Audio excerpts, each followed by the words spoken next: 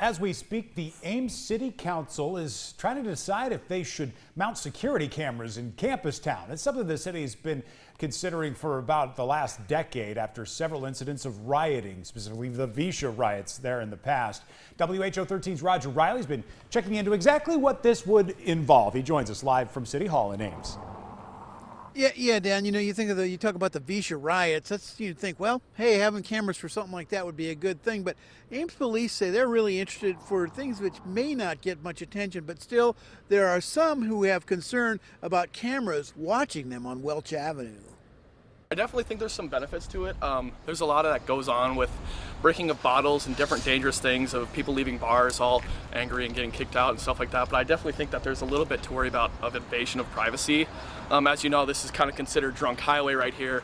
So there's a lot of people that are walking along, and I think that a lot of people would be offended about the invasion of privacy that would be going on there. Now, one issue putting up cameras would be who would house the servers, and who would house the actual video that was recorded with the University or the city.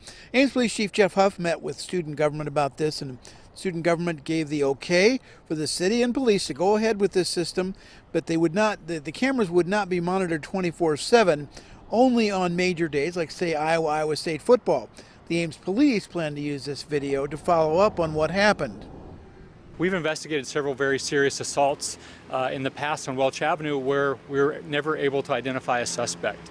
We make a description of a white male who's 18 to 19 years old, and they fled the area. And so it's very hard for us then to go back to those families and tell them that there's not much we can do in those investigations. But there are small things that happen around here, and we've been told that in some of those instances they would have had an easier time finding someone if they had had the cameras. That was Karen Chitty. She's with the Campus Town Action Association, some 40 businesses represented. They had some discussions and some concerns too about privacy, but overall they feel it's a very beneficial thing to have.